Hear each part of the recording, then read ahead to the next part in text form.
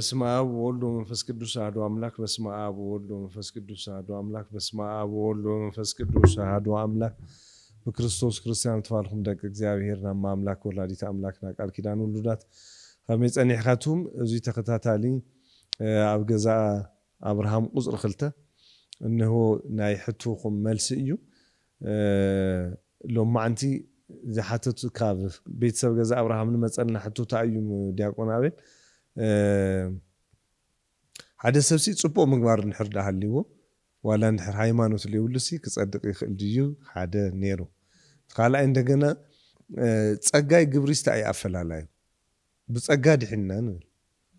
እንደገና ምግባሩን የድሕንዩ ንብል ስለዚኦም ይዋቅዑ ብዙሕ ሰብ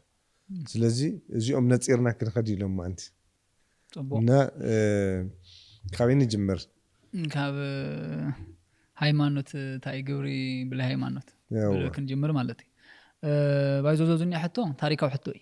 ማለት ታሪካው ሕቶ እንትና ሀዝ ብቻ ሰባት ለሉ ሕቶ ተዲኹን ብስርካ ቀደም ቤተክርስቲያን አብና ቤተክርስቲያን ታሪክ አጋጢሙ ነበረ ነው ሕግዝ ዘመን ደለው መጫቃጫቅ ማለት ያው ክሻዚ ለዘሊቁን ይክሻዚ በተለይዞ ሓደ ሰብስ ምግባር ሒዙ ብለ ሃይማኖት ክድሕኒ ይኽእል ይባሃል ለመጀመርታ ጊዜ ጰላጊዮስ ልባሃል ፈላሲ ሞኖክሲ ማለት ዞዝኛ ሰብዚ ኣብ ሓምሻይ ክፍለ ዘመን ዝነበረ አየርላንዳዊ ፈላሲ እዩ ካብኡ ሰብዚ ታየው ትምህርት ተምሂሩ በቃ ማለት አቡል ኪዳን ተሰምዕ ይፈልጥ አዲስ ኪዳን ተሰምዕ ይፈልጥ ትምህርት ተስተምር ሱን ታዩ ሰብ ብለና እግዚአብሔር ጸጋ ብለና እግዚአብሔር ሓገዝ ብለና እግዚአብሔር ቸርነት ብምግባር ጥራህ ክድሕነ ይኽእል እንዲያም ኣብ ቤተክርስቲያን ዓዊና ናዕልዕሉ ማለት هم ዛ ዓይነት ትምህርት ካምታይ ሃምጺ ካይብስሩ ማለት ይሰ ብለና እግዚአብሔር ጸጋ ብለና እግዚአብሔር ምሕረት ብለና እግዚአብሔር ቸርነት ብባዓሉ ሰው ኢል ክጸድቅ ይብል ትምህርቲ ኢላ ቤተክርስቲያን ጓይ ሰሪዓ ጌጋ ምኻን ነጊራቶ ክሰምዕ ሰለይ ካለ ቤተክርስቲያን ኣብ ግዜ ፈልያቶ ማለት ስለዚህ በተለይ ታይል ባህል ምግባር ብለ ሃይማኖት መእተይ ለይውሉ ነገሪ ማለት እንዲያም ብዙ ሐሳባት እዚ አምንታ እዮም ለልዕልዎ ለምሳሌ እግዚአብሔር ላይ አመሰብኒ ሓደ ሰብ ግን ምግባሩ ሰናይ ማለት ስለዚህ ዞዝኒ ስላብ መንግስተ ሰማያት ታኮይን ለያት ምግባሩ ጽቡቅ ይውል ማለት ዞም ሳዚ አተብ ግን ታይምሎ በኻሊ ቋንቋ ላምና እግዚአብሔር ገነትስ ይምልሎ እግዚአብሔር ተለያምን ያእተ ከማለት ቆይ ስለዚህ ገነትና መንግስተ ሰማያትና እግዚአብሔር ገንዘብኩም መኻን መጠን ለእግዚአብሔር ለአመነ ጥራህ ይላአት ይንበር ከእግዚአብሔር ላይ አመነ ወጻ ለምንታይ 10,000 ጊዜ ሰናይ ምግባር ለሄል ቤተክርስቲያንና ትምህርት ኮም ዛ አይነት ትምህርት የለ ሃሎት እግዚአብሔር ከአመን ሐሲ ሃሎት እግዚአብሔር ተለያ ጽቡቅ ተሰራ ማለት ታይ ባለ መህዝ መምር ያሬድስ ሎም ካይ ፈልጠሙ ዋግን ገዘም ካአቲ ከማለት እኮ እንደማለት በቃ ስለዚህ እንደገና ለይኾኒ ለእግዚአብሔር ተፈልጥካ ክታአቲ ግዴታ ለይትፈልጥ ገዛ ግን ታይ በምንታይ መነጽርነት ክታአቲ ትኸል ማለት ነው ስለዚህ ዘውዝኒዮ በጣም ለክርክር ለይበቃ እንትኒ ብቻ ከም ሕቶክ ለዓል ኸሊ ግን ከም ክርክር ግን ብዙሕ ለይኸዲ ንእሽተን በጣም ተኸድ ትመስል ወይ እንደገና ንእሽተን ለአመጽሐፍ ወርሰ ጥቅሳት ለለዋ ትመስል ይልሎ ኣብ ሕቶ ምልክት ማለት ለለዋ ትመስል ክሻህ ዘለቀጽላ ለላ ግን ሰብ ምግባር ይድሕኒ ሰብ ጸጋ ይልሕን ትብል ማለት እዚ አውን ታሪክ ነው ወይ ለመጀመርታ ጊዜ ዘውዝኒ አይነት ትምህርት ለምጸ አጉስጢኖስ ይልባል እንዲያም አጉስጢኖስ እርግጥ ዳህና አቦ እዩ ዘውዝኒ ትምህርት የመን አለምጾ እንደገና ታዩ ለዚ ጰላጊዮስ ልባሃል ሰብ ለዛ አንተ ተቀሰና ይሰማ ሰውስ በቃ በምግባር ብቻ ከደህኒ ይኽእል ልብል ሰብ መልስ ምንታይ ክኾን ይምጺ ግን ሓደ ጊዜ አመልስ ታይኒውማ እሱ ሓደ ጫፍ ትሕስ ካለ ኸይድ ሓደ ጫፍ ማሕስ ጫፍ ገደል ላኾነ ትክተምን ክትብልስ ወትኸክር ጫፍ ገደል ላኾነ እሱ ላው ክጸድፍ እዩ ስኻለ ቡይ ክጸድፍ ማለት አጻዳ አድፋኻይ በቃ አጻዳ አድፋኻይ እምበር ስኻለ ቡይ እሱ ቡይ ጸድፍ ስኻለ ቡይ ክጸድፍ በጣም ጽቡቅ ነገር ግን ታይ ማእኸላይ ማለት ይልኹልቱ ኢለ ተዓርቅ ማለት ስለዚህ አጉስጢኖስ ልባሃል ታይሉ ሉመርስ ትውተሎ እንዲያም ተጋጊ ካኸል እንዲያም ሰብ እንኳን በምግባር ክድሕን ሰብ ባር ሙሉ በሙሉ ተዋላሽ በቃ ሰብ ሙሉ በሙሉ ልሞተ ስለዚህ ባዕሉ ፍቃድ ኳስ ልባል ይውል እዚህ احنا ነጻ ፍቃድ ነው ምሽነን ፍቃድ ልባል ኳስ ይለ لا خالي ጽንፍ ማለት እንዲያም ቀጽሉ ታይሉ ሰብ ልድሕን ይሉ ማለት እዚ ለዘላለም ህይወት ኣብ ሰሞማ በዘላለም ህይወት ተጻሐፍ ሰዋትስ ታየም ተልኻንስ እግዚአብሔር አቀዲም ለወረጾ በቃ እግዚአብሔር ካብዛ ዓለም ኃጢአተኛ ሰብ ሙሉ ማለት እገለ ድሓን ይል መሪጹ ስለዚህ እንደ ሕር መሪጽ ከእግዚአብሔር እንደገና ፉታ አይትፍታ ይስማማዓካ ብለ ይገድስ አገዲድ እግዚአብሔር ክጽዋዕካ ክርስቲያን ክገብረካ እንዲያም ታይሉ ወዘዝኒዮ መገደድ ጸጋ ይብሉ ማለት ማን ኩቃው መለ ይኸል ጸጋ ኢሉ እንደገና አጉስጢኖስ አስተምሂሩ ለዋዕል ህዝብ በተለይ ማርቲን ሉተር ካዋጽ እንደገና ጆን ካልቪን ልባልና ፕሮቴስታንት ተሐድሶ መሰረቲ ትምርቶም ለብሉና አጉስጢኖስ ትምርት ሒዞም አዘለ በፕሮቴስታንት ህዋትና ትምርቲ ሰብ ጸጋይን በግብር አይድሕኒ ልብል ትምርት ነው ማለት ስለዚህ ስለ ዞም ጥያቄ ታዚአትም ካበልና ቤተክርስቲያንና ከታይበለት አስተዋና እሱ ቤተክርስቲያንና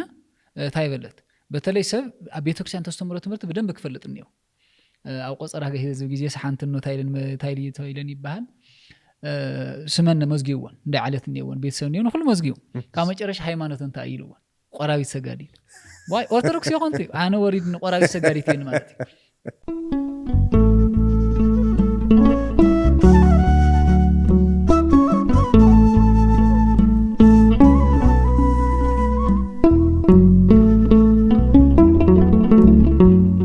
بريد تاي قلقالوت كم نهب كقلصلنا أيام ممهر بزع جزا أبراهيم قصلته جميرنا هنا أفت قلقالوت السوق عزدلي بقلي قلقالوت زدلي لومو تاي أنا قلقلنا أستي هو ممهر إسرائيل أنا بتعاملنا لا تحقسنا متعنا لا تحقسنا بزو حساب سلحدار أي فلتي بقمتي المرأة بقمت لا تفاتحة تشجري غزقين بزو جزا أبراهيم استخفت له بخرا قلقالوت مستجمره كله لا انا مدوال جميري غزي لحصرنا نفسنا اتشنغلنا دستني حقوساتنا هزله لي سمعوا من تانك سمعوا يو او قدم حدر للكم احوات حصتايو كان حصه لحدر هميكم تشغاغروا لولو فقرت هايمانتي سمعيتايو بهامي كتوسلو يغبوكم يو حدر كتاتتلكم نا ود صباي نا ود بحري خمايو قال تايت فوتي تايت تصل لمساسلو سلطاناتات نهمينا تدليكم أوروبا أمريكا تكونكم بالتفلالي ستيت ويفتفلالي عدتات تكونكم بزوماتنا سلطنا مهمنا خلينا كأو بالزلل عندنا فيس تو فيس قص لقص للسلطنا وعارو جزين جمرينا لا تمزجوهم تو سلطنا سو تجني تخليهم تعين السلطنا لا حزة توصحي لا حدار تحسوي ود تبعتين قانون ستيتين مسانا سلطنا توصدوا مالتي سلطنكم تماهركم حدار لستر حدار كتنوروا منتن خالي بمنفسها هوتكم كتعاويوا منتن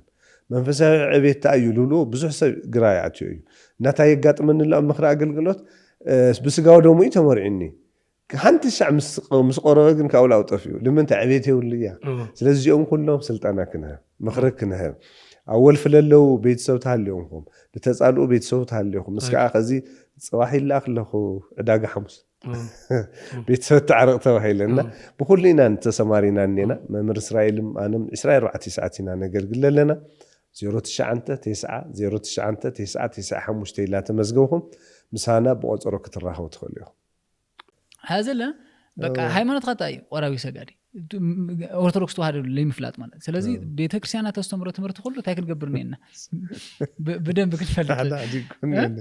በደንብ ገና ክንፈልጥ ክንኸድኔና ማለት ስለዚህ ቤተክርስቲያን አስተያየበት አውዝ ነገር እዚ ቤተክርስቲያን ታይምልስ ሀበት ማለት ብዙ ጊዜ ናይና ኦርቶዶክስ ናይና ሰባት በጣም ጽጎም ታየም ሞጽዮም ሐጻር ሕጥ ይሐትው ማለት ና ኻሊ ቤተ እምነት ሰባት ማለት هذا እስኻስ ድሕነዲ አይዳሓን ኸት ይብሉ هذا ሓደ ኦርቶዶክስ መልስ ልምሃብ ይጭነቅ ማለት አይዳሓን ከይብል ድሕነ እዩ እንደገና ድሕነ እዩ ከይብል እንደገና ለቆሮ ይልኾን ነገር ነው ስለዚህ ይጭነቅ እሞ ታይ መልስ ከቢብ ኻሊ ምን መልስ እዩ ሰለስተ መልስ ኢለ ሓደ ሰብ ድሕነ ኻዲ ኻት ይልዎ ድሕነ እዩ ይድሕን ለኹ እንደገና ቀጻለክ ድሕነ እዩ በቃ ተኸክለኛና ድሕነት ትርጉም ዘን ሰለስተ እዩ ድሕና ኢና እርግጥኩ እንደገና ንድሕን ለና ኢና hazለ ቀጻል እንደገና ታይ ክንኾኒና كندحنا ويد حنتنا ملؤ كوني مالتي زي ابمتاي نفس كنا يقرب هذا زي ابمتاي كنوسدا نخلينا لمثال لك اب تايل بحال اب اندستري بلولو بروسس بلولو اقحا مالتي لمثال حد دستر كسرح برت كم غاتي تقمشه زي كم جمرتا جنا كنوسن نخل كاو እንደገና ام መንገድታት እንደገና ብረት ቀሊጡ ቅርጽ ነገራት እንደገና ይحس ካው ሳርሳይ መወዳታ ግን ታይሆን በቃ ለልዮ ቀለም ተቀባዊው ይወጽ ካው ሻይቲ ድስት ኮይኑ ጠቅላላ ወዲ ይልባል ስለዚህ ንሕና ለ ድሕና ኢና هذن ድሕን ለና ለቀጻለ እንደገና ድሕነትና ፍጹም ኮኒ ብድሕሪ ድሕነት ይድል በቃ ድሕነ ስለተወደ ብድሕሪ ኢኑ ድሕኖ ለኾን ነገራት የለ ማለት እዚ አምስወልና ስለዚህ ሓደ ሰዓት እዚ ህሚ ማለት እዩ ታዲዮም ልጋገው ሰዓት መስሊ ከዲያቆን እዚ ድሕና ኢና ወድሕና ኢና እንድሕር ድሕና ኮይና ማ ታኮይን ሞት ለይጠፍ ታኮይን ለሐመም ነስ لا ፍጹም ድሕነት ስለልቀሪ ና ነፍስ ድሕነት ተወድዩ ና ስጋ ግን ይቀሪ እዚ ላይ ተረድኦት ሰብ መጨረሻ እዩ خلاي ዳግማ ምጻግን ሞት የለ ህማም የለ ደኻም የለ ቁርጸት ፍልጸት የለ ታክ ሻይቱ ፍጹም ይሆን ታክ እንዲያም ህዝ መሰረታው ክትግለጽ ለለዋታ ድሕነት ያዝበ ባይዝ ወይ ለዞዝኒዮ ሕቶ እኹል መልስ ምን ታይከውሃ መጀመርታ ድሕነት ታዩ ልብልና ክንሪለና ምክንያት ቤተክርስቲያንና ስለ ድሕነት ተስተምርታ ድሕነታ ኢላ ትርጉም ስለ ተቀጽል ማለት እዩ እና መጀመርታ ደረጃ ድሕነት ትባሃል ተሎ በርባዕተ ደረጃ እዮም ሊቃውንት ዝገልጹ ማለት እዩ በሊቃውንት ተለኹ መጽሐፍ ቅዱስ መሰረት ገይሮም ማለት እዩ ዓላተም ሓሰብ ተለኹ መጽሐፍ ቅዱስ መሰረት ገይሮም በርባዕተ ነገራት ይገልጹ እና መጀመርታ ደረጃ ሓደ ሰብ ድሒኑ እዩ ትባሃል ተሎ በአዳም ምክንያት ካብ መጽ መርገም አዳም አቦና አይትብላል ተፋለ ጸለ ሰውሊዑ ብዙሕ መርገማት ኮይኑ ሕድሕድ መርገማት ተዘርዝርና ኮዝሕና እዮም ብጣዕሚ ግን ዋና ግን ንልዕል ና መጀመርታ ታዩ ሞት እዩ ና መጀመርታ በአዳም ምክንያት ማለተይ እግዚአብሔር ታይል ወላ አዳም ሐመድ ይኻሙ ለሐመት ተመለስ ይኻ ኢል ተናገሩ ካብ ቆጽዩ እንደገና ታዩ ጉስቁልና እዩ ለምሳሌ ኣብ ምድር ምድኻም ብድኻም ምብላዕ ካብ ለደኺም ሓደ ሓደ ዘለ ክሳኻልካ ይኽእል ምሕማም ምጥማይ ምባኣስ ምጭቅጫ ብዙሕ በቃ ኃጢያታት ብዙሕ ማለት እዩ እዚ እንደገና ኻላይ ካብ ሳልሳይ እንደገና ትብጣዕም ልኸፈል ልባህ እንደገና ዘለዓለም ሞት እግዚአብሔር ታይልዎ ዛ ተኽሊ እዚ ኣብለ ላኸላ ግዜ ናሞት ሞት ይኻይልዎ ሞት ማለት ያው ስጋና ነፍስ ምፍላይ ትብለ ጸመት ልባሃል ግን አዳም ብሱጉላም ተኸሪዩ ሊቃውንት ምስ ሞተ ብሱጉላም መቃብር ብነፍሱ ግን ላሲኡል ኸይዱ ማለት ስለዚህ ዘለዓለም አውጽዓት ስለዚህ በአዳም ምክንያት ዚን ገጢመናና ካብ ቆጽዩ እንደገና ካብ ዚአቶም ዙሪያ እንደገና ለይተና አሳ እንደገና ታይ ትባሃል ተሎ ና ሰይጣን ባሮት ምኻን ማለት እዩ ለምሳሌ ሓደ ሰብስ ካብ ዓደ ትወጽ ተሎ ካብዚ ዓደ ዝምሕዳር ወጽ ኢላም ታይ ላትሎ ናፍተናት ሓደ ዓደ ምሕዳር ማለት እዩ ስለዚህ ቀደም አዳም ተለይ ወደቀ እግዚአብሔር አምላኹ እሱ እንደገና ና እግዚአብሔር ሰብ ነይሩ ወይ ፍጥረት ወይ ገልጋል ነይሩ ሀዚ ግን ምስ እግዚአብሔር ሰልተፈላለየ ድሕሪ ገሪምና አዳም ገዛይ ሰይጣን አዳም እንደገና ና ሰይጣን ተገዛእ ኮይኑ ስለዚህ ጠቅላላ ተቀይርና ማለት ስለዚህ ደቅ እግዚአብሔር ነው ለኃጢአት ሳሕሊፉ ስለለሃበ ደቅ እግዚአብሔር ነውርና ሀስታ ኮይና ማለት ደቅ ሰይጣን ስለዚህ ካብዞ ዝኒኦ ነገራት ምድሓን ታይባል ምድሓን ይባል ባይዞ ጎይታና ኢየሱስ ክርስቶስ መጽዩ ለሁላተን አንጻር ገይርዎኒ ለምሳሌ በአዳም ምክንያት ሞት ዳኾን ይመጽይና በክርስቶስ ምክንያት ህይወት መጽይ በአዳም ምክንያት እርግማን ዳኾን ይመጽይና በክርስቶስ ምክንያት በረከት መጽይ በአዳም ምክንያት እንደገና ጉስቁልና መጽይልና ነርና በክርስቶስ ምክንያት ዕረፍት መጽይ በአዳም ምክንያት ባርነት መጽይልና ነርና አዚ በክርስቶስ ምክንያት ነጻነት መጽይ በአዳም ምክንያት እንደገና ሲኦል ምእታይ ተገኒልና ነርና አዚ እንደገና በክርስቶስ ምክንያት እንደገና ገነት ምእታይ ማለት እንዲያው መጀመርታ ጊዜ ገነት ለወረሳ ማኒ አዳም ኮ ይሆን ሽፍታ ዋና ቀታል ነፍስ ነበረ እንዲ ዓመቱ በሽፍትነት ሐሊፉ ክርስቶስ ኣብ መስቀል ብምግናይ ግን ላብ ገነት ለአተይ ማለት ስለዚህ ና መጀመርታ ደረጃ ድሕነት ተባሃል ተሎ በአዳም ምክንያት ካብ መጽ መርገም ምድሓን ይባል ዲያና መጀመርታ ድሕነት ካልኣይ ድሕነት ንብሎ እንደገና እግዚአብሔር ምፍላጥ هذا عب 21 ክፍለ ዘመን ለለና ሰባት ትምህርት ለልተማለልና ሶሻል ሚዲያ ለልተማለልና ብዙሕ ነገራት ተበለልና ነገራት እንይና ዝለኩ ኮይኑ እግዚአብሔር ገና ይተፈልጠይ ማለት እግዚአብሔር ላይ አምሷት ለኒው ነገር ግን ላምና መጀመርታና ፍጥረት ታሪክ ተመጽተለና ግን አዳም እግዚአብሔር ይፈልጦ ነይሩ ሔዋን ተፈልጣ ነይሩ ይተፈልጦ ነይራ ቃየል እንደገና ላይ ይፈልጥ ነይሩ አቤል ላይ ይፈልጥ ነይሩ ላቀጸልና ምስኸና ግን አደቅ ሰባት ታሪክ ተሪና የተኮይና ግን አውሎ ኾነ ቦታ ኣብስር ጠቅላላ ዓሚጾም አውሎ ኾነ ቦታ ግን እግዚአብሔር ሰው ለኮይሲኑ ማለት ነው ና እግዚአብሔር አገልጋሊ ነይሩ ሲም ከም ያፊትና እግዚአብሔር አገልገልት ነይሩ ቀጽሉ ኸይድ ግን ጣዖት መላኽ ወዚህ እንዲያም በጣዖት ተመለተ ዓለም እግዚአብሔር ሓደ ሰሎ አልጸውዩ አብርሃም አቡና አብርሃም ጽዋዕተ ለቅድሚት አይደምልኽ ነይሩ ጣዖት ይልምልኽ ነይሩ ስለዚህ ለእግዚአብሔር ልፈልጥ ሰው አይነበረ ስለዚህ መጽና ድሕነት ምትልና ሀስታይ ማለትና ለእግዚአብሔር ልፈልጥ ሰብ ማለትና አይነ ካብ ቀጽና ኣብ ታሪክ ዓለም በተለይ ቡልኪና ሪና ተኮይና ብሌካ እስራኤልና ለእግዚአብሔር ልፈልጥ ሰብ ወይ ህዝብ መንደር ነይሩ ይነበረ ይኩ ኣብ ዙርያ እስራኤል ብዙሓት ነይሩ ፍልስጤም ነይሮም ሶርያውያን ነይሮም ምናምን ነይሩ ግን እግዚአብሔር ይምልኹ ለኻሊ አምላኽ ይምልኹ ስለዚህ መበር ካልኣይ ድሕነት ምትለና እግዚአብሔር አምላካ ምፍላጥ እግዚአብሔር ሓድና ሰለስተ ምዃኑ እንደገና ተሓድና ሰለስተ ለኾነ እግዚአብሔር እንደገና ኣብ ወዱህም ለሃበ ለድሕነት ዓለም ክርስቶስ እንደገና ስለ ደቅ ሰባት ኃጢአት ከም ልሞተ መንፈስ ቅዱስ እንደገና በና ክርስቶስ ሞት ምክንያት እንደገና ኣብ ደቅ ሰባት ለዘላለም መንባር ከም መጽ እዚ ምፍላጥ ድሕነት ማለት ድሕነት እንዲያም ሊቃውንት ቦታትና በጣም ከምርቃቀም ተልዓለ እዚኣ ትምህርተ መስቀል ላኾነ ሁላና እንጥቀመልና ቀላል እኮ ቀላል ያትመስ ማለት ግን ኣብዚ አኳስ መሰረታው ለኾና ቤተክርስቲያንና ትምህርታት ኣብዚኣቶም ተሓቂፎም እንዲሁ ለምሳሌ ሲል ማንኛው ከም ዝልገበረ መስቀል ላኾነ እዚ መስቀል ተሰቀለ ድሕና ጎይታና ኢየሱስ ክርስቶስ አንስታውስ ካብ ቀጽና እንደገና እዚኣ ዙርያ ተነምጻተልና እዚኣ ሰለስተ ዳውንቲ እዚኣ ሓንቲ ስላሴ ሰለስተለ ክንደይ ለምዃኑ ሓደ ለምዃኑ ማለት ካብ ቀጽና እንደገና አውተላ እንደገና ለምስጥረ ስጋዊ እንደገና እዚኣ ጥራሕ አኳስ ምሳሌ ይገብሩ እዚኣ ለአብ ምሳሌ እዚኣ ለወልድ ምሳሌ ይቅርታ እዚኣ ለአብ ምሳሌ እዚኣ ለመንፈስ ቅዱስ ምሳሌ እዚኣ ለወልድ ምሳሌ ካብዛ ጭፍር እዚኣ እንደገና ክርስቶስ ስጋና ብልዋስ ምሳሌ ይብሉ ማለት ኣብዚያ ጭፍር ሰለስተን ትፍለል ካብ ሰለስተን ትፍለል ኣብዚያ ጭፍር የለ ምክንያት ኣብ ስጋ ይለወሰያ ኣብዚያ ለ ጭፍር የለ ወል መንፈስ ቅዱስ ስጋ ይለወሰያ ኣብዚያ ግን ጭፍርኛ ክርስቶስ ስጋ ለውሰዩ بزي أقواس ليك أنت أبيله سلازم ما نم كريستيان كم زي أجر كاتب بالتلص كريستوس لو حاتياته كم الموت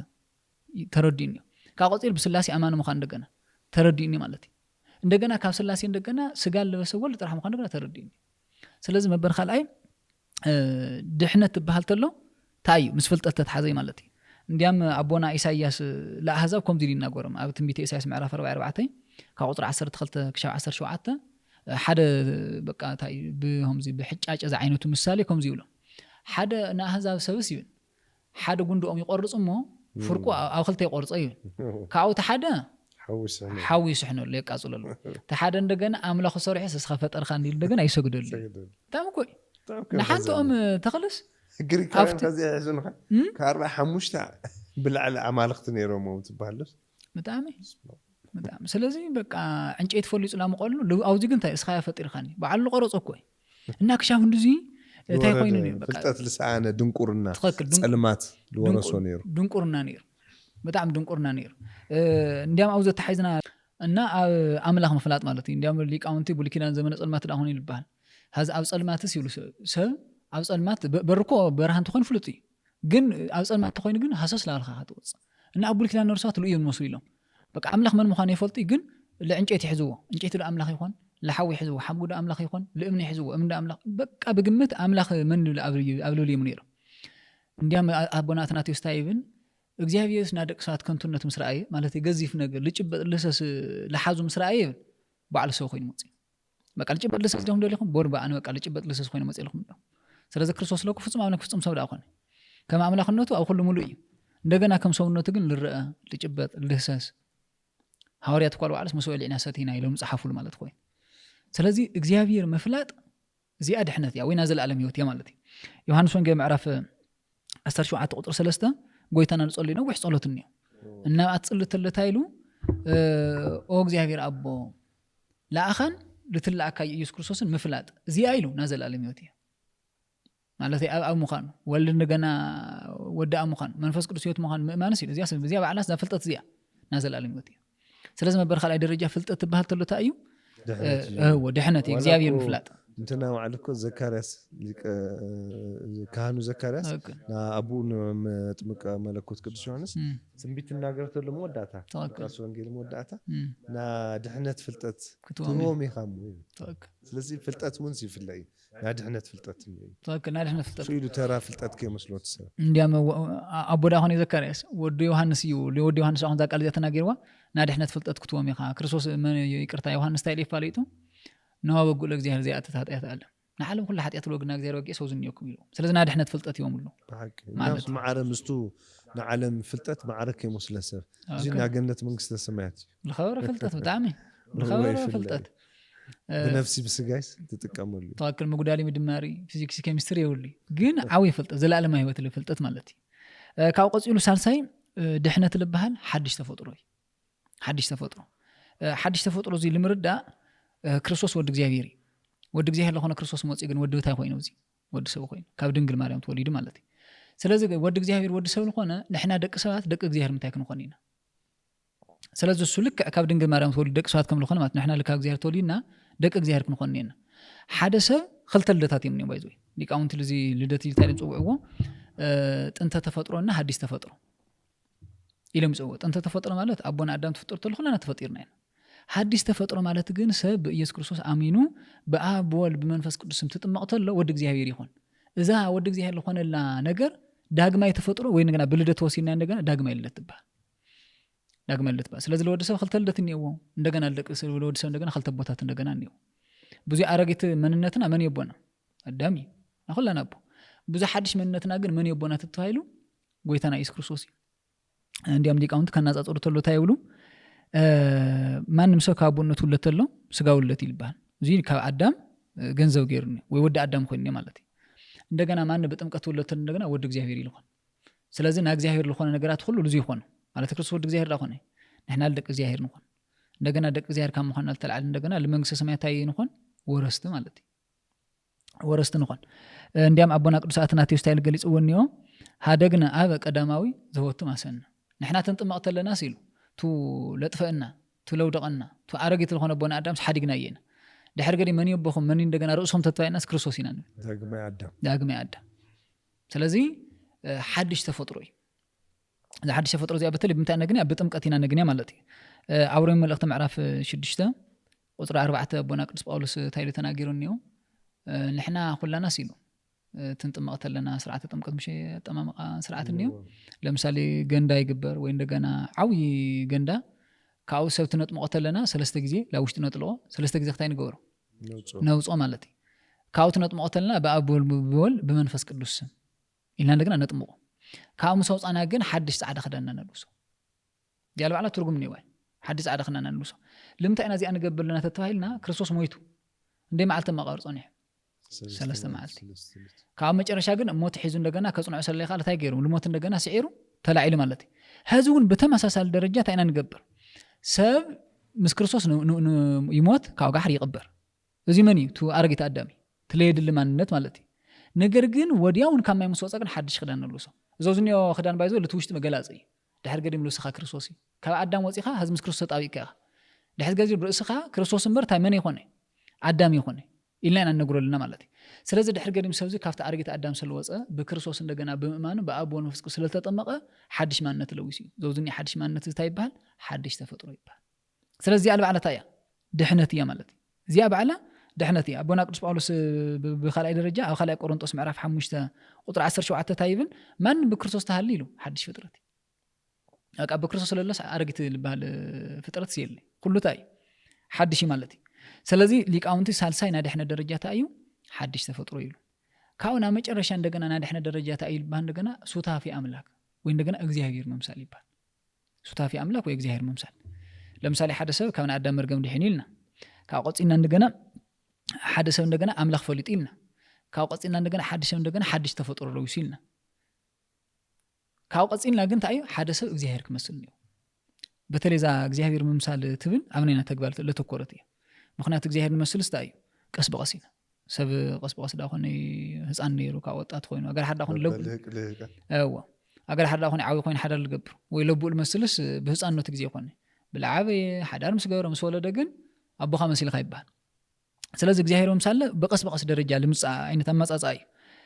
በተለይ እግዚአብሔር መምሳል ተምተልና በኻሊ ቋንቋና ታይ ማለትና አይና ሓደ ሓደ ሰዓት ይጭነቁ እዮም መለኮት ጥራሕ ለኾነ እግዚአብሔርስ ከመይ ገይረክ መስሎ ይኽእል ኢሎም ሕቶ ይልዕሉ ማለት እዩ ነገር ግን ክርስቶስ እግዚአብሔር ዳኾነ ክርስቶስ መምሳል ማለት ነው ምክንያቱ እሱቱ መለኮት ለኾነ ክርስቶስ ስጋ ለዊሱ እዩ ከም ስጋ መልዋስ መጠን ኣብ ምድሪ ታይ ገይሩ ተንቀሳቂሱ ለምሳሌ ኣብ ምድሪ ካብ ልደት ጀሚሩ ክሻሞት ለለው ኩነታት ሁሉ አቢሉ هذا حدث حتى كللي أنا سجال له وسقي هم يلك مالالس كريستوس قال له يسندي تمالالس هو بزمدرزي سلازي كريستوس أمدر نورا نابرا نايخا نابرا تكون كريستوس نورا نابرا عند نبير خاوين خاص خاطي تبال እግዚአብሔር መሲል خاطبال ለምሳሌ እግዚአብሔር አብ ስለወዱ ምስክርነቱ ተሎ ማቴዎስ 3:17 ታይሉ ለፎት ይወዲ ሰመኒ ሱይ ስለዚህ እግዚአብሔር ለሕጎስ አይነት ናብራ አንተና ምን ናብራ ና ክርስቶስ ናብራ ካቆጽል ክርስቶስ በዓል ኸታይሉ ተናገሩ አማስ ወንጌ ምዕራፍ 11:28 ለአየ ምሰሉ አነ ትሕት በልቤ እንደገና ታየ የዋህ ስለዚህ እሱ እኮ በዓል ስለምን ክንመስል አዝና ለአየ ምሰሉ አገር ሓደ ሕር ክርስቶስ ለመጸ ጳውሎስ ለምን ክንመስል አዝና ይሆን ለኻሊ እኮ አዝና ቀዳማይ ቆሮንቶስ 11:1 ታይልብን አነ ለክርስቶስ ከመሰል ኸይሉ ስኻተም ኸል ምንሰሉ ለአየ ምሰሉ ወላ ዕብራውያን ምዕራፍ 3 ልኳም ተከ ለሃይማኖትና ሐዋርያ ከካህናት ኢየሱስ ክርስቶስ ተመልከቱ ስለዚህ ናሐድስ ኪዳን ናመጨረሻ ዕላማ ወይ እንደገና ለሓደ ሰብስ በእግዚአብሔር ስም አሚን ተጠመቀ ክርስቲያን ማለት እዩ ታዩ ታርጌት ወይ እንደገና ታይ ዕላማ ተተዋል खाली ምን ዕላማ ይውል ክርስቶስ መምሰል ብናብራ ክርስቶስ ታይ ምግባር መምሰል ማለት እዩ በተለይ ዞዙን የምታይ በደንብ ክንርዶ መሰረታዊ ትምህርት ስለሆነ አቦና ያዕቆብ አብ ኦሪት ዘፍጥረት ምዕራፍ 28 ነው ሓንቲ ሕልም ሓሊሙ ነይሩ መምህር ተስታውሱ ዋዳብዛ መሰላል ማለት እዩ ላኸደ ለሃለስ ያዕቆብ እምነ ሒዙ ኣብ መንገዲ ደቂሱ ይብል ደጊምታ መሰላል እግራ ኣብ ያዕቆብ ደቀሰለ መደቀስ ያንያ ርእሳ ግን ሰማያት በጽሕ እናፍታ መሰላል ላዕሊ ምን ተቀሚጥ ነይር ይብል እግዚአብሔር ተቀሚጥ ነይር هذه እግዚአብሔር ስታይለሪና አሎ ተመሰረታና ክርስቲያን ዕላማ ማለት እዩ ኣብ ታሕት ደቀስ ያዕቆብ ኣብ ላዕሊ እንደገና ብስርደቅሽ ላይ ይፈልጥ እግዚአብሔር ኣማ አኸ እንደገና መንኒው መላእክትኒ ማለት እዩ هذه አና ክርስትና ህይወት መግለጽ እዩ ምንም እንኳን ከም ያዕቆብ ደቀስኻ ልሞትኻ ወይ እንደገና በኃጢአት ለለኻ ተኾንኻ መሰረታውና ክርስትና ዓላማ ግን ለተብላ ዓላይ ሰማይ ለለ እግዚአብሔር መምሳሊ ስለዚህ መሰለል ላ ተረገጸ ዳኹን ልውጻ لا ترقص خات ختل لخا بينها خون من يو زريا لحقوز قدوسان ملائكه لدحنا تخلي لا اخو لدحنا تخلي اخو مالتي سلازي حدا كريستيان مسرته علامه تاع يتبهل تلو كريستوس ممثال مالتي تلقس يايقوس لتبلع على للغزير ممثال يوان مسرته علامه هذا كريستيان لسوي كاو ابونا قدوس غورغوريوس انديام لاب طنت يملسنا موتا يبلنا እግዚአብሔርስ ወድ ሰት ፈጥሮተሎ በአርአያና በምታይ በአምሳል ፈጥሮ ይባል እና አቡና ቅዱስ ጎርጎርዮስ ዚን ተብልተሎ መልክና አርአያ ልብላ ቃላት ለልበይነን ልገልጻ ለምሳሌ ነحنا በእግዚአብሔር መልክና ተፈጥርና ይሉ አርአያ እግዚአብሔር ግን ገና ይልበስና ስለዚህ መልክ እግዚአብሔር ልተዋህበይ ማንንም ሰብ ክርስቶስ አሚን ጥማቅተለ ማለት አርአያ መልክ እግዚአብሔር ይዋህበይ ግን ሓንቲ ተቀር ነገራትኒ አሳውን አርአያ እግዚአብሔር ስለዚህ አርአያ እግዚአብሔር ታያ ቀስ በቀስ ያትመጽ እንዲያም ዚያ በምታይ ምስላ ቅዱስ ጎርጎርዮስ ብስንዳይ ምስላ ብስርናይ ማለት ለምሳሌ ህዝን ይሽተን ስርናይ እርግጥ ስርናይ ሓድና ይወዝድ አንበ ስርናይ ካብልህ ልነር ዛን ይሽተ ስርናይ ዚያ ሓንትያ ፍረምናምን ይብላይ ነገር ግን ዛን ይሽተ ስርናይ ዚያ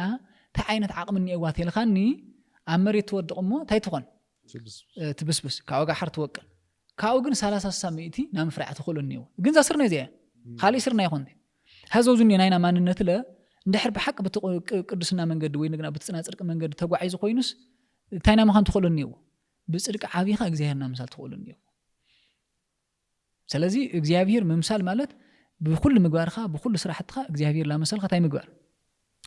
ምዕባይ ማለት ንጽና ቅዱስና ገንዘብ ላምግባር ትክክል ንጽና ቅዱስና ገንዘብ ላምግባር ምኻን ማለት እዚ ቱና መጀመሪያ አዳም ኮ ንጹህ ነው ንጹህ ቅዱስ ነው አደፍ ጉዱፍ ይውል ትክክል دحر ግን በኃጢአት ምክንያት መርገም ሞት ኩነኔ ፍዳ መጽዮ ታከል ኃጢአት ባሪያ ኃጢአት ባሪያ ሰይጣን ኮይኑ ታከል እዚ በሐዱሽ ተፈጥሮ እንደገና አምላክና ኢየሱስ ክርስቶስ ላና ዓሉ መልክዕ መስሊክ መስልሰና መጽ ታከል ስለዚህ ህዝብ ሁሉ ምሳል ዕድል ይውና ማለት ሁሉ ታዩ በጽድቅ ድኻታት ነርናስ በጽድቅ ሐፋትም ከገብረና መጽ ወቦና ዝናው ምዕባይ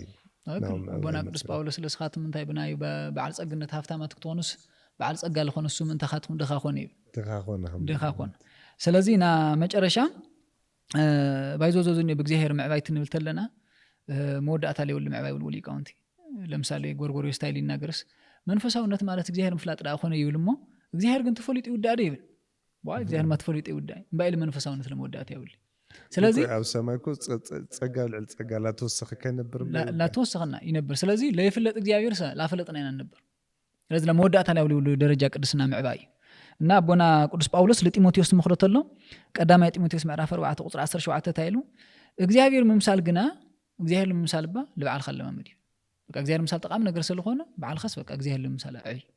ኢላ አቡና ቅዱስ ጳውሎስ ነገናይና ስለዚህ ኦርቶዶክሳውያን ድህነት ትብልተሎ ለዞም 4 ነገራት ዚያት የሚገልጹሉ ማለት ነው ስለዚህ ድምድም ቢልና ተነምጻተለና ሰብ ምንታይ ይልድህን ተይልና ሰብ ጸጋ እግዚአብሔር ላይ ይድህን ትድመር እንደገና ሰብ ምንታይ ይድህን በግብር ይድህን ለምሳሌ ካብዘን 4 ለበልናየን ካብና አዳም መርገም ነፃ ምዃን ካው ቀጽል እንደገና ሐዲስ ተፈጥሮ እንደገና መፍጣር ሐዲስ ተፈጥሮ እንደገና መፍጣር አምላክ እግዚአብሔር መፍላጥ ዜን ካና ግብር ተላላዲ አይሆነ ናይሁት እና እግዚአብሔር ስለዚህ እንታይ ይባላል ጸጋ ይባላል ቀጽላ ታ እግዚአብሔር መምሳለውና ግን ናምን ግብር ተካትቲያ ናይና ተካትቲ ሱታፊሰ ማለት እግዚአብሔር መምሳል ተናዓብተናስ እርግጥ መንፈስ ቅዱስ ያግዘና ዳኾነ ግን ምስና መንፈስ ቅዱስ ያግዘና ምን ስራሕኒ ናይና ፈቃድኒ ስለዚህ እዚያ ግብር ሰብ አይገድድ እግዚአብሔር ስለዚህ ናይና አፍተራዓይት ናምን ፈቃድኒ ማለት ናሰብ ፈቃድኒ ስለዚህ خلتي እንደምር ሰብ ምንታይ ይልደህን ብና እግዚአብሔር ጸጋ ለሰብ ይልደህን ሰብ እንደገና ብምንታይ ይልደህን ብምግባር ላይ ይልደህን ሓንት ጥቅሲ ተናገርና ከነጠቃለለ ሐሳብና ማለት ለምሳሌ ሰብ ውህቶ በጸጋ እግዚአብሔር ከም ልድህን ኣብ ጥቅስን እዩ አቡና ቅዱስ ጳውሎስ ኣብ ኤፌሶን ምዕራፍ 2 ኤፌሶን ምዕራፍ 2 ቁጥር 3 ከም ዝብል ቃል አቅሚጥን እዩ نحنا قدم كلاتنا كم توم تمني سقمنا فصمو كم دليتنا حسابنا ننبر نبرنا ببهرينا كم توم قالوت دق قطع نيرنا مالتكم توم لي امن سوات غنات بمحرات هافتام زخون እግዚአብሔር ምን እንት በአገር ዘፍቀረን አባይ ፍቅሩ በበደልና ሙታን እንኳን ተነበርና ምስ ክርስቶስ ሕያዋን ገበረና በጸጋ ይኹም ዝድሓን በምታይኹም ድሕንኹም በጸጋ ይኹም ድሕንኹም ካብ ቆጽኡ እንደገና ታይብን ንክርስቶስ ብምእማን በጸጋ ይኹም ዝድሓንኹም እዚ ከዓውቶ እግዚአብሔር ይንበር ካባኻትማ ይኹን ስለዚህ በክርስቶስ አሚን ከምድሓን እዚ ና እግዚአብሔር ወጥቶ እዚ ታይ ይባል ጸጋ ይባል ነገር ግን እዚ አልበለ ጳውሎስ እንደገና ተናዩ ማሓዛ ለኾነ አቦና ቅዱስ ያዕቆብ ከታል ተናገርና ሰብ እምነት ብቻ ይልህ እንደልና ወይ ሰብ ጸጋ ይልህ ብቻ አይደልና አይበለና እሱ እንደገና አብ ያዕቆብ መልእክቲ ምዕራፍ 2 ቁጥር 14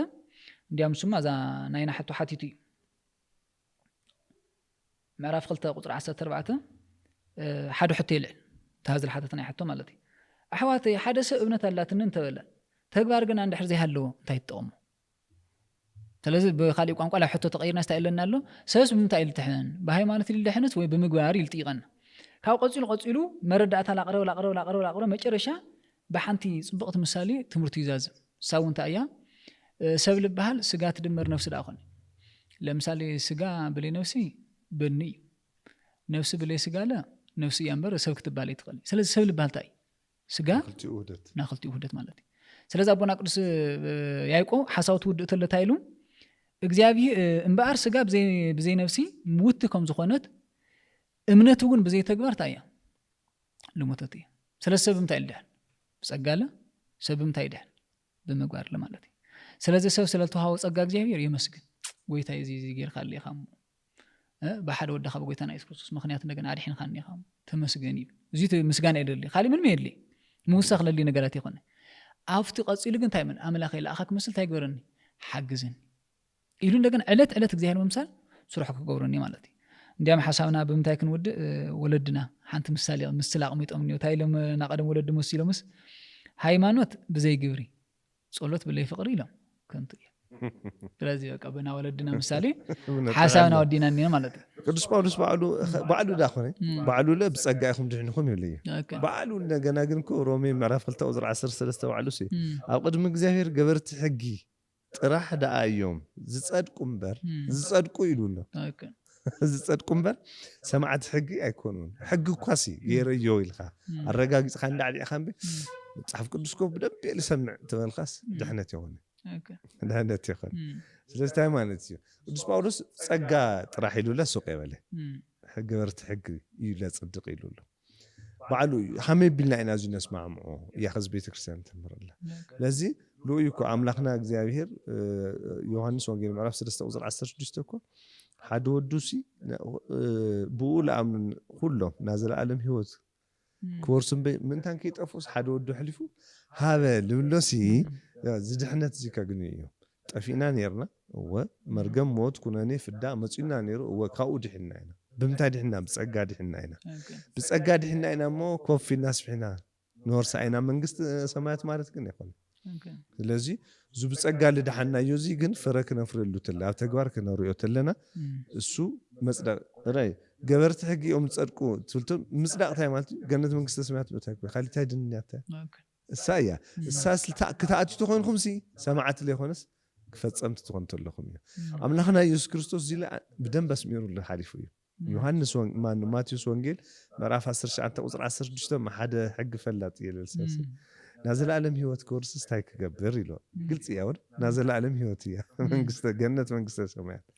ታይ ትጥይቀን ለኻ ትእዛዛት ፈጽም ኢልዎ ናዘለ ዓለም እንዳውም እሱ ለደጊም ዋይ ናዘለ ዓለም ህይወት ክትወርስ ተደሊኻ ትእዛዛት ፈጽም ሁሉም ማፈጽሙ እዩ አንተ ተቀረይካ ላበለይከድ እዚ ስለዚ ናዘለ ዓለም ህይወት ለመውራስ እዚ አድላይ ምዃኑ ባዕሉ አምላኽና ኢየሱስ ክርስቶስ ለነገረና እዩ ብሱር ለኮ ዲያቆን ትዝክር ይኻ መወዳእታ አምላኽና ኢየሱስ ክርስቶስ መጽኡ ሃይማኖት ድልጥ ይቀና ወይስ ምግባር ዝኮ ግልጽ ይኮር ጠሜ አውልዕኹም ጠሜ እስቲኹም ንኩ ለሃይማኖት ውጽኢት ለኾነ ምግባርኹም አርኢኹም ዶ ይራኹም እያኩ ጸጋድ ሕነ ይልኻ የለይ ለዚ እዚ ሁሉ አዋሃይድና ጸጋ ምስ ምግባር ምስ ጸጋ ተዋሃይዱ ተኸንተሉ ሃይማኖት ምስ ምግባር ምስ ሃይማኖት ተዋሃይዱ ተኸንተሉ የጽድቅ ኢሉ ለና መጽሐፍ ቅዱስ ሞ እዚ ፈሊና ሉይኮ ናመጀመሪያ ሐቶና ተስታውስ ያህደጉ ምግባር ሒዙሲ ሃይማኖት ለውልስ ክጸድቅ ይኽእሉ አይኽእል ይልበልናሉ ዋና ምክንያት ዕብራውያን ምዕራፍ 11 ቁጥር 6 ብለእምነት ለእግዚአብሔር ምሕጓስ አይካል ስለነበረና ሰዓት እግዚአብሔር አምላክና ተመስገነ ይሁን ወስብሐት ለእግዚአብሔር